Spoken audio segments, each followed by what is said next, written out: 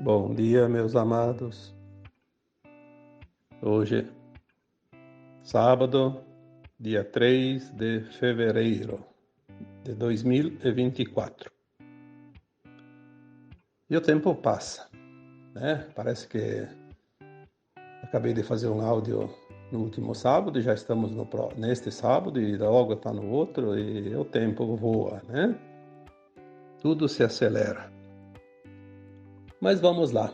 Hoje eu trago aqui um assunto. Na verdade, eu tinha pensado falar sobre um tema e agora, na hora de fazer a gravação, vem uma outra informação. Então, vou deixar em stand-by aquele outro, quem sabe no próximo sábado, mais adiante. Hoje me foi pedido para falar sobre um tema muito importante que as pessoas ainda têm dificuldade de compreender.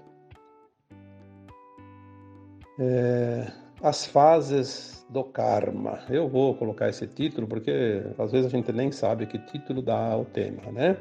Como vamos falar do karma, vamos falar aqui então das fases do karma. Como o karma se desenvolve durante a vida corpórea da alma. Em primeiro lugar, vamos dizer aqui que karma, as pessoas quando falam em karma, é um sofrimento. Não, o karma, nós temos que entender o que é o karma. O karma tanto pode ser bom como pode ser ruim. Tem gente que separa. O karma bom chama de dharma. O karma ruim, negativo, de karma. E eu digo que nem uma coisa nem outra. O karma é a tua trajetória natural da alma enquanto está encarnado. É a consequência ou a sequência da soma de todas as tuas vidas encarnadas aqui na Terra, num mundo de provas e expiações. O karma é o desenrolar, é o novelo de linha. Você vai desenrolando até acabar o último metro. Quando chega ao final da trajetória, ao final da caminhada, e você vai fazer então a ascensão, ou então vai para uma outra escola, porque essa escola fecha o ciclo. É o que está acontecendo com a Terra agora. O karma é o resultado de você mesmo. Você se construiu durante centenas ou mais de 1000 encarnações sucessivas e você desenvolveu uma consciência. Essa consciência é aquela que está agora em você, atualizada. Às vezes a gente faz algumas comparações para que fique mais fácil de compreender. Vamos supor que a tua consciência fosse um programa de computador, onde você vai trabalhar numa plataforma. Depende dos dados que você fornece, este programa ele vai te dar resultados diferentes. Depende como ele é alimentado. Cada dado novo que você insere no programa, um novo resultado aparece. A nossa vida é assim. A cada dia, a cada hora, a cada encarnação, depende do que você inserir neste karma, neste programa de vida corpórea,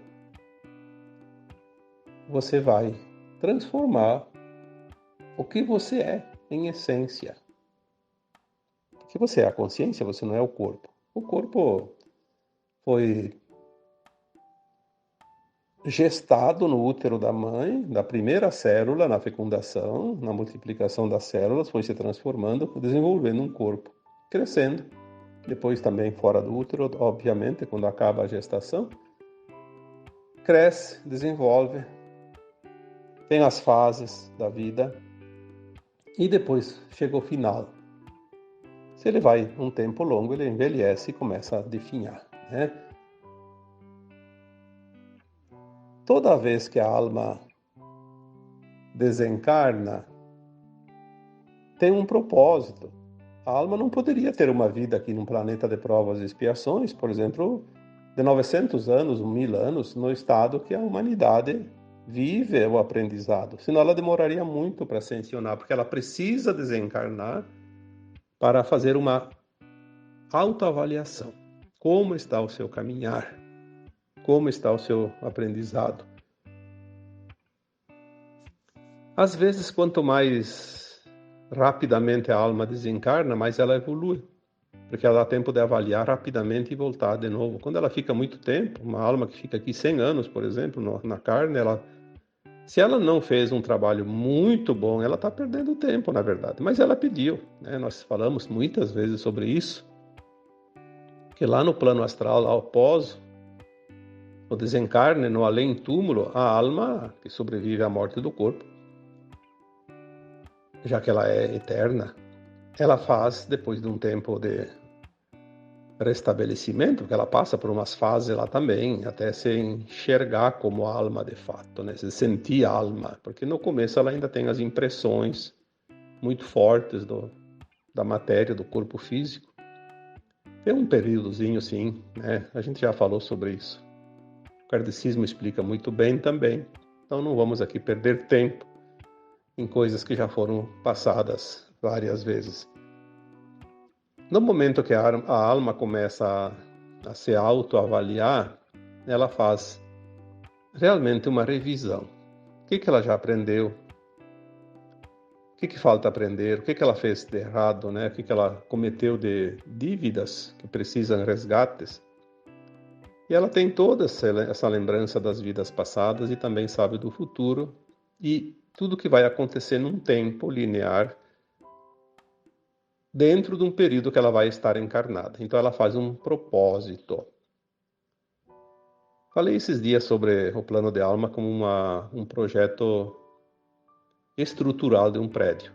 O projeto estrutural não pode ser mudado. Pode ser mudado depois dos arremates.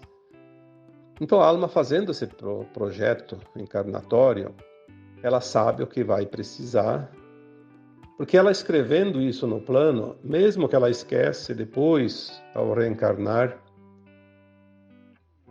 o universo, que é sábio, as leis divinas, né? Quando a gente fala universo, falamos aqui de todo aquilo que é criado. Tudo que é criado, o Criador, Deus, universo, né? A consciência una na fonte. Essas leis máximas da espiritualidade, elas têm um mecanismo que possibilita que aquele plano da alma seja trazido no cotidiano da alma quando encarnada. Sem ela lembrar, as coisas vão acontecendo exatamente como ela pediu. E esta é a linha mestra do plano. Porque ela pediu. Mas a alma tem muitas possibilidades de escolha. Por isso as pessoas dizem, se é meu karma, eu tenho que me conformar e até o fim da vida. Não. Não. A não ser num caso específico que a alma pede um sofrimento para a vida toda, aí sim, mas são casos mais raros. Eu vou dar alguns exemplos.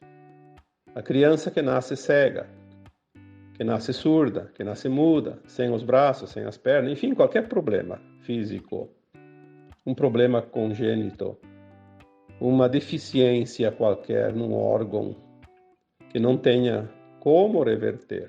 E isso é para toda a vida. E mesmo assim, eu vou falar depois, que dá para amenizar, mesmo que não dê para reverter. Porque todas as possibilidades nos são oferecidas. É isso que nós precisamos entender para aliviar as nossas dores, os resgates necessários. Já falei aqui muitas vezes, desde 2015, 2016, quando veio essa mensagem, 98% das dores que as pessoas sentem é a resistência. Não seriam necessárias. Olha que é muita porcentagem. né? 98. Sofre-se porque se escolhe sofrer. Por isso eu já coloquei também tantas vezes que a dor é uma opção. Em 98% dos casos, a dor é uma opção. Tem os 2% que não tem opção, né? Mas a resistência em quê? Em compreender, aceitar e soltar. E nós vamos colocar aqui hoje nesse áudio uma boa conversa aqui para que todos possam começar a aliviar as suas dores, porque nós podemos fazer isso. Antes vamos fazer dizer aqui as fases do karma, né? Lembrando então que o karma é a nossa trajetória, não tem nada a ver com karma negativo, karma positivo. É a nossa história, nosso livro. Obviamente que nós temos os pontos positivos que nos dão bônus e pontos negativos que nos dão ônus. Nos produzem, né, os ônus, geram os ônus que depois precisam ser quitados, como uma dívida. Então vamos entender assim, bônus e ônus. O karma é a mescla de tudo isso. Cada atitude, cada ato, cada ação, cada escolha nossa, ou produz bônus ou gera ônus. E são as nossas moedas de troca, né? Então as fases do karma, eu coloquei aqui algumas fases. O plano da alma, as oportunidades depois de estar encarnado. Dentro das oportunidades vêm as escolhas. Cada escolha gera uma reação. E durante todas essas fases tem a execução, né, desse plano. E no final da vida nós temos a conclusão. E também a missão, que se estende desde a vida jovem ou adulta. A missão vai aparecer um dia. As pessoas dizem, eu não sei qual é a minha missão. Por que não sabe? Porque a pessoa imagina que a missão é uma tarefa exclusiva e importante que ela veio fazer, ela tem que executar.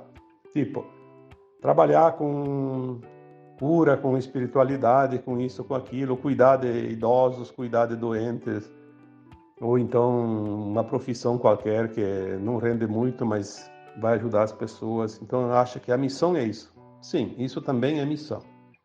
Mas a missão, todas as almas têm. Basta que encarne ter uma missão. Às vezes a missão é simplesmente fazer o seu melhor. Ser a sua melhor versão. Então todos têm missão. O plano de alma eu já falei tantas vezes, não vou falar hoje, mas é a base, é a linha mestra da caminhada. Depois, durante a vida, a alma sai um pouco para um lado, um pouco para o outro, nos desvios, e depois ela volta para a trilha, e é assim, o dia a dia, né, as oportunidades. Por isso que eu coloquei aqui nas fases as oportunidades. A cada dia, a cada hora, a cada pouco, né, nós temos oportunidades. Durante um dia nós temos tantas oportunidades que não dá nem para enumerar. Basta você ter um pensamento, uma intenção. Ali pode surgir uma oportunidade de você fazer algo para polir a tua alma. Pode estar ali o início de uma fase, ou então o final de uma fase. Nós temos assim as fases também separadas por tempo. Aí já é diferente. Não é oportunidade nossa individual do plano. São arquétipos. Quem fala muito sobre essas fases chamadas de setênios, que são períodos de 7 anos, é a Cristina Cairo. Ela tem bastante conhecimento. Eu não vou aqui falar muito porque não é minha especialidade. Mas o que significa o setênio? São períodos de 7 anos. Então, veja bem, a criança nasce, primeiro 7 anos, nós já sabemos, é a primeira infância. Ela vai desenvolver o arquétipo feminino da mãe. da mulher. Seja piá, seja menina, precisa ter o yin na proporção. Se é masculino ou feminino, mais ou menos. A segunda infância, que fecha aos 14, é o desenvolvimento do arquétipo masculino. A fase que a alma encarnada ancora o seu yang. Seja menino, seja menina. Obviamente que as mulheres têm predominância de energia yin e o homem yang, porque são masculinos e femininos. Depois tem as fases seguintes, de 7 em 7 anos. Então, cada fase, quando a alma completa as fases, a partir da segunda infância, que ela tem realmente o livre-arbítrio. É preciso entender isso. A alma encarnada é plena e responsável pelo seu livre-arbítrio, pelas suas escolhas, com a responsabilidade que ela vai assumir perante cada escolha ao final já da segunda infância, aos 14 anos. É como se atingisse espiritualmente a maioridade aos 14 anos. Cada fase, a partir dali, aos 21, aos 28, aos 35, aos 42, aos 48, aos 49, né? Aos 56, 60 e... quanto? 4, né? E assim vai. Nós precisamos entender que cada fase concluída ganha-se a próxima fase. É como um jogo. Como um jogo. Não se passa para a fase seguinte sem concluir a primeira fase, ou a fase anterior. Então, a questão do plano de alma, ele inclui essas fases. Por isso que nós temos que entender que o karma, a dívida, o karma negativo, que é a dívida, o resgate, não precisa ser para a vida toda. Você conclui as fases e você passa para uma nova etapa. Então, se na quinta fase, aos 35 anos, a minha alma escolheu passar por um resgate, eu tenho 7 anos para fazer esse resgate. De uma forma amorosa. Compreender, aceitar, soltar. É aquilo que eu sempre digo que é a forma de se libertar da dívida, do resgate. Quando chega uma situação, compreender. Bom, você veio para mim é porque é para mim, não é para o vizinho. O universo não era de endereço, jamais.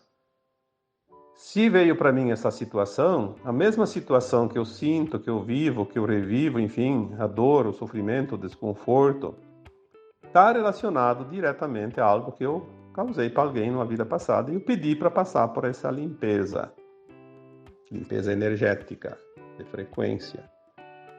Então, se eu compreendo que veio para mim porque é para mim, se aquela situação eu estou sentindo para fazer o resgate mais rápido. Já falei tantas vezes que a dor é a moeda mais valiosa da troca, nos acertos de contas da alma. Compreender e aceitar. Naturalmente, ela se solta. Se eu passo de fase, se eu faço isso, eu passo de fase. Mas veja que coisa interessante. Então a gente fala assim, a alma pediu para viver 70 anos, ela vai viver 70 anos, não vai embora antes se não for pelo suicídio. Sim, em parte. Veja que, por isso que eu sempre digo, a verdade na terceira dimensão, ela é relativa, não é absoluta. Eu pedi 70 anos, vamos supor, para a minha alma pediu, afinal, né, 70 anos para viver nessa vida, eu posso viver os 70 anos sem nenhum problema e ninguém fora de mim vai mexer nisso. Mas eu, pelas minhas escolhas, posso encerrar a minha vida corpórea numa das fases dos setênios. Se eu não passei numa fase, eu encerro.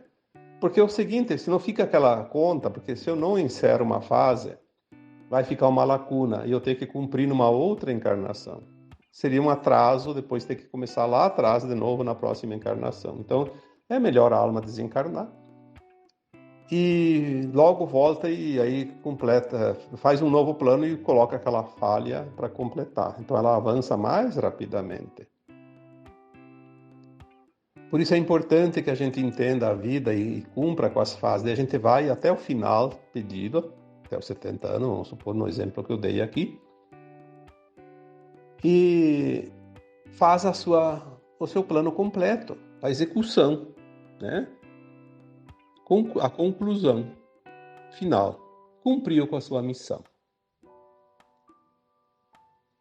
Nós temos muitos relatórios de pessoas que dizem assim, eu despertei há tantos anos atrás porque aconteceu tal coisa.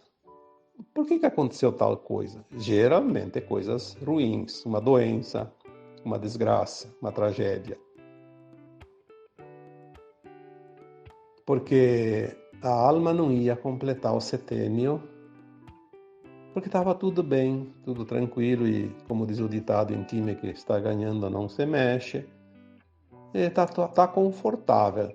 Então a alma colocou no seu plano, se naquele setênio eu não fizer a minha parte, não fizer não completar a fase, antes de completar os 7 anos lá, aquele setênio, eu vou pedir que me seja dada uma oportunidade, através de tal coisa, uma doença, por exemplo. E daí a doença vem. São tantas histórias que a gente aqui teria, não uma vida inteira, milênios, se fosse buscar e contar. É muita história, todos nós temos histórias. Se você tem 100 mil anos já de encarnações aqui nesse planeta, imagina 100 mil anos contar a história tua, só a tua história. As coisas vão se completando de passo a passo. No dia a dia, mês a mês, ano a ano, de 7 em 7, e assim vai.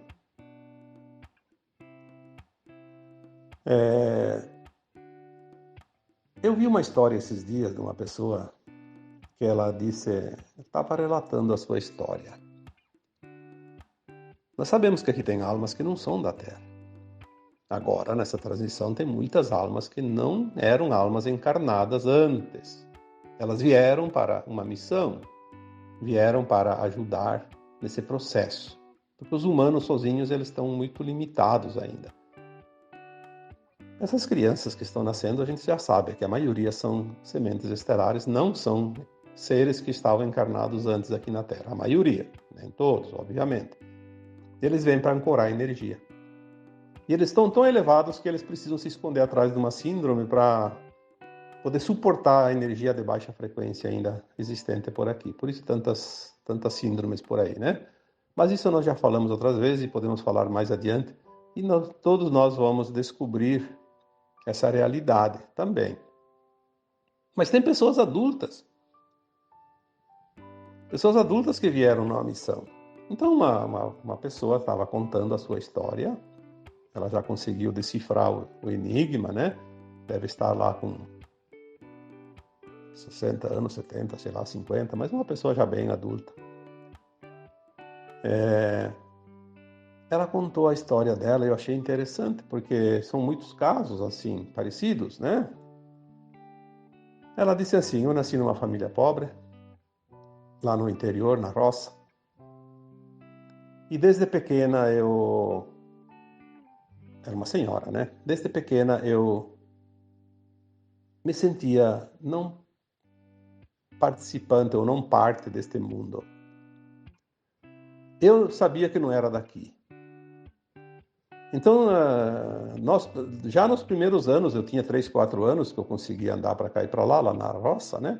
Eu levantava de manhã cedo, subia um morro. Subia um morro, o morro mais alto que tinha perto de casa. Subia naquele morro e ficava lá em cima sentado o dia inteiro, esperando alguém vir me buscar. Eu sabia que alguém viria me buscar porque eu sabia que não era da Terra. Eu estava aqui, perdida aqui na Terra. Que a minha família não era nada comigo, não tinha nada a ver comigo, tanto que me excluíam, achavam que eu era fora da para casinha meia louca, né? Porque não me interessava por nada, não queria saber de nada. Depois chegou o tempo da escola, também não queria ir para a escola. Eu só queria ir embora daqui. E eu sabia que um dia alguém viria me buscar, e eu estava lá esperando. E o tempo foi passando. E eu fiquei jovem, fiquei adulta. E quando eu estava já numa fase mais adulta, tive um problema de saúde, um câncer de mama. E eu tinha certeza que eu não precisava ficar doente, eu não precisava passar pela doença. Sim, claro, se ela é uma alma que veio para ajudar na missão aqui agora da transição final da Terra, ela não teria que passar por doença. Não tinha nada de dívidas, de resgates. Obviamente que não tem que passar. Por isso nós dissemos sempre que ninguém passa o que não precisa passar. E ela teve um câncer de mama muito, muito ruim, muito brabo. Por quê? Por que aconteceu isso? Ela mesma conta, mas a gente não precisava nem que ela contasse. A gente sabe por quê. Estou falando aqui nesse áudio dos arquétipos, dos setênios, das fases. Ela tinha uma missão. Dentro dela tinha todo um esquema, né? Um plano de alma. E ela foi fazendo as fases ali, né? Normal de um ser humano, que ela encarnou, nasceu do ventre da mãe, como todos os outros. Diferente, obviamente, na sua consciência. Mas ela não quis fazer as fases dela porque ela queria só ir embora, só ir embora. Não queria fazer nada. Ela se negava a fazer a missão, mesmo que ela não tinha a consciência plena da missão, mas ela sabia que ela teria que fazer algo. Não tinha que ir embora. Ela veio aqui fazer um trabalho. Se você é contratado para fazer uma obra, você vai lá e faz a obra, vai lá, olha e vai querer ir para casa, não vai fazer nada. Então ela entendeu, naquela hora que o câncer pegou, e ela teve inclusive que fazer uma cirurgia e retirar os seios, né? Ela disse que praticamente quase desencarnou. Ela teve inclusive uma experiência de quase morte. Ela esteve do outro lado, viu muita coisa lá no plano astral, se viu de fato no mundo etérico, sem corpo, como com as experiências tradicionais de quase morte que a gente já conhece. E aí foi o que ela conseguiu entender a missão dela. Por isso ela teve o câncer, por isso ela sofreu, para poder mudar. Senão ela ia esperar que alguém viesse buscar ela até o final da sua existência. Então hoje ela está na missão. Ela descobriu que ela tinha outras coisas a fazer. Ela sabe que ela não é daqui, ela sabe que não tinha que fazer o que os outros fazem, porque ela é diferente, mas ela veio para uma missão e ela tem que cumprir a missão. Então todos nós temos a missão, você tem, eu tenho, todos nós temos. Nem que seja a missão de ser apenas uma dona de casa, de ser um pai de família, de ser um empregado numa indústria, num comércio, qualquer coisa, um pedreiro, um varredor de rua, um médico, um professor, qualquer coisa. O universo nos coloca na frente as oportunidades. Veja que as fases do plano encarnatório, ele tem o plano de alma lá no mundo astral, mas depois que reencarna, começa então a aparecer as oportunidades. Se não fossem as oportunidades, nós não saberíamos jamais qual é o plano de alma. As oportunidades vão surgindo naturalmente. E quando chegam as oportunidades, nós temos sim, ainda temos, olha como é interessante o plano divino. Maravilhoso, fantástico. Não basta vir as oportunidades, nos é dado ainda o poder da escolha. O que eu vou fazer com essa oportunidade? Vou dar seguimento, vou abandonar, vou largar, vou experienciar e vou jogar pro lixo? Não vou me interessar? Vou me dedicar mais ou menos? São as oportunidades e as escolhas. E a reação que nós temos perante, né, essas oportunidades, a reação. Reajo bem ou reajo mal? Qual é a energia que eu vou colocar lá? Nesta reação, nós temos uma grande oportunidade de cura, de alívio, quando o karma é negativo, quando é resgate. Veja bem, eu já falei algumas vezes, porque ultimamente está vindo muito forte essas informações. Nós não precisamos sofrer, porque nós já quitamos as nossas contas. Os nossos ônus já foram cobertos com os bônus que nós temos e não temos que ficar nos preocupando muito, né, com essa situação. Ah, é para sempre. Ah, tem uma doença, é para sempre. Vou sofrer. Tem um relacionamento ruim, é para sempre. Tem uma vizinhança que incomoda, é para sempre. Tem um emprego que não me faz bem, é para sempre. Eu tenho que ficar lá até me aposentar. Essa resistência é que nos causa as dores. Vamos supor que você tenha um relacionamento, um exemplo, porque a gente tem que dar exemplos para entender. Podia dar qualquer um, vou dar esse do relacionamento. Quantas pessoas, eu sou infeliz no casamento porque meu marido, minha esposa, enfim, é isso, é aquilo, e não muda, e não entende. É um monte de desculpas, né? E a relação tá muito pesada. É um sofrimento sem fim. E a pessoa diz, eu não posso sair porque tem criança, porque isso, porque aquilo, por causa das convenções sociais. Tem lá um monte de desculpa. Então é assim, é uma dor que parece não ter solução. E ela continua. Uma semana, um mês, um ano, 2 anos, 10 anos, 20 anos, e às vezes vai até o final da vida. A dor é uma opção. Nesse caso também, e sempre é. Se você começar a pensar, por que eu estou infeliz no casamento? Por que os outros casais parecem? Parecem, né? Porque a maioria não é só parece mesmo, né? Cada um tem as suas arestas aí para parar. Mas se eu estou infeliz numa relação afetiva, por quê? Em primeiro lugar, porque eu pedi para passar por essa experiência, que é a oportunidade de quitar essa conta, harmonizar essa energia desarmonizada numa época remota. Se eu pedir no meu plano de alma, primeira coisa, lembrar da benevolência do plano divino. Gratidão por me trazer a oportunidade que eu pedi, porque eu não lembro. Gratidão, gratidão pela oportunidade.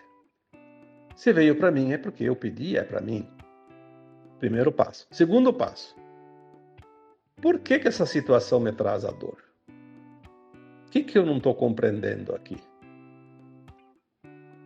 A outra é muito isso, é muito aquilo. Nós já colocamos tantas vezes que tudo é ressonância. Se eu sinto algo em relação a alguém, é porque eu tenho dentro de mim a outra parte do fio. Ou então, como um Wi-Fi, tem a senha. Acessou. Não tem como ser diferente. É a ressonância. Nós atraímos por afinidade. Por simpatia, como já foi dito também, né? É uma simpatia diferente, né? Mas é por frequência mesmo. Tudo é frequência. Você não acessa nada sem a frequência. Nem um telefone sem ter a frequência da operadora, nem um canal de televisão sem a frequência, e nem uma emissora de rádio, uma faixa de onda, né, sem a frequência, e assim por diante. Tem a frequência ali, está ali porque foi pedido e as coisas aparecem, é ali que tem o trabalho. E o problema nunca está no outro. Nunca está naquela pessoa que está sentindo. Às vezes o sentimento é recíproco, então os dois têm o trabalho a fazer. Mas ele é diferente para cada um. Cada um sente de uma maneira, de uma forma. Cada um interpreta de uma forma. O leque é grande, mas todos sentem da sua maneira. Se o problema não está no outro e está em mim, então não adianta eu ficar reclamando do outro, nem culpando o outro, nem cobrando o outro e esperando que o outro mude. Eu preciso fazer a mudança. Eu quebro o arquétipo, eu quebro o paradigma, eu concluo o meu trabalho naquele setênio, porque nós não podemos levar certas coisas até o final da idade pedida no plano de alma, se nós não passarmos as fases. Ficar muita fase acumulada, é melhor zerar tudo e começar de novo. É como uma linha que está desenrolando e ficou toda enosada, aí complica. Então nós temos alternativas todos os dias, todas as horas, todos os minutos. Nós conduzimos a nossa vida. Olha o tamanho da responsabilidade e das oportunidades e também, eu diria, da vantagem que nós temos. Cada vez mais nós entendemos que nós somos os arquitetos de nós mesmos, de fato, porque falar que somos arquitetos de nós mesmos já estou falando há 10 anos. Mas a cada dia nós entendemos melhor como funciona essa arquitetura. Nós podemos conduzir a nossa vida. Então, quando vem um problema, se a gente compreender o porquê que isso está ali, olha que coisa maravilhosa. Compreender. O relacionamento está assim porque eu pedi. E se eu pedi, porque tinha um ajuste. E se tem um ajuste, é porque lá atrás tem um desajuste. É a oportunidade de eu ajustar. Fazer a conferência e ajustar o passo. A gente já olha o problema com outro olhar. Olha com gratidão, com aceitação. Se veio para mim, é porque era para mim. E se eu estou sentindo esse desconforto, é porque esse desconforto está me dando a oportunidade de lembrar que eu fiz isso, que eu passei por isso e agora eu posso pagar essa conta. Então está muito bom. Eu tenho uma dívida, mas tenho o dinheiro para pagar. Diferente de quando você tem uma dívida e não se tem o dinheiro para pagar. Quando agora é ajuste, o resgate kármico, nós sempre temos o dinheiro para pagar, porque a gente paga com a compreensão e aceitação. E há maneira da gente compreender isso, entender e passar limpo. Aprendi a lição. No momento que a gente olha para a situação e diz, não, isso é realmente eu precisava. Passar por isso para entender que eu causei isso, agora estou quitando e estou me libertando. Quando você faz este processo de compreensão, aceitação, o que acontece? O problema vai desaparecer em pouco tempo. Ele se dissolve, porque tu colocou uma energia de dissolução, de transmutação. Você não precisa prolongar a dor, porque são apenas momentos assim de oportunidades para compreender a vida. E a maioria, quase 100%, olha, se não chegar a 99%, anda perto, das situações não são karmas que nós escolhemos para passar toda a vida, como nascer, por exemplo, cego, mudo, surdo, faltando um braço, uma perna, uma mão, enfim, né? Essas coisas que a gente sabe que nasceu com aquele problema e vai, não tem como, né? Pode até fazer um implante, um transplante, alguma coisa, mas é um sofrimento. Tem aquela deficiência. Então, assim, a maioria não são coisas para toda a vida, são coisas passageiras. Depende de nós entender e soltar. Vamos supor que a pessoa tenha um karma para a vida toda. Nasceu, por exemplo, cega, ou surda, ou muda. Se ela compreender que ela pediu isso para se libertar de uma forma quase que radical, porque isso é uma moeda de altíssimo valor, mas tem um preço, bastante sofrimento. Se ela entende que ela mesma pediu para quitar uma conta muito grande, que talvez numa existência não conseguiria, porque esta é a última encarnação na dualidade, das polaridades, e se não quitar a conta nessa vida, não vai herdar a nova terra.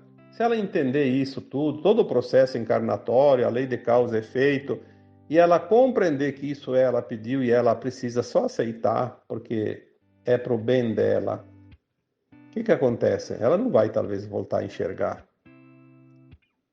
mas ela não vai sentir tanta dor e sofrimento como ela sentiria naturalmente com uma situação dessa.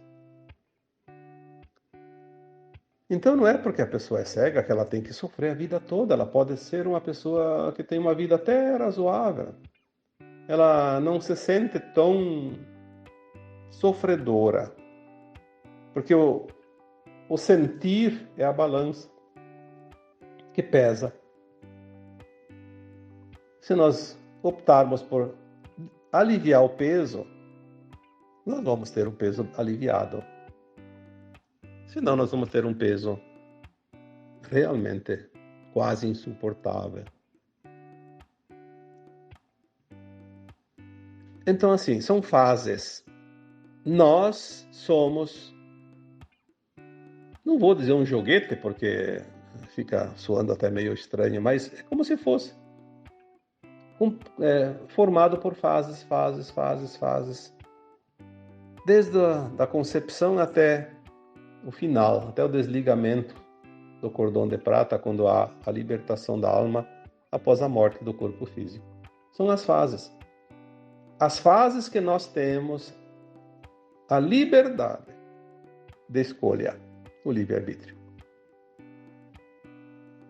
Por isso que quando vinham as informações de livre-arbítrio lá no começo do meu tempo, nesta área que eu trabalho hoje, que hoje desenvolvo, algumas coisas diziam assim: vocês ainda não sabem o que é livre-arbítrio. E de fato, a gente não sabia. Eu tenho livre-arbítrio. Eu decidi só quando me interessa. E quero só o melhor. Não, o livre-arbítrio ele é sempre um poder de escolha em qualquer situação, todos os segundos da nossa vida corpórea. Aliás, eu já escrevi sobre isso.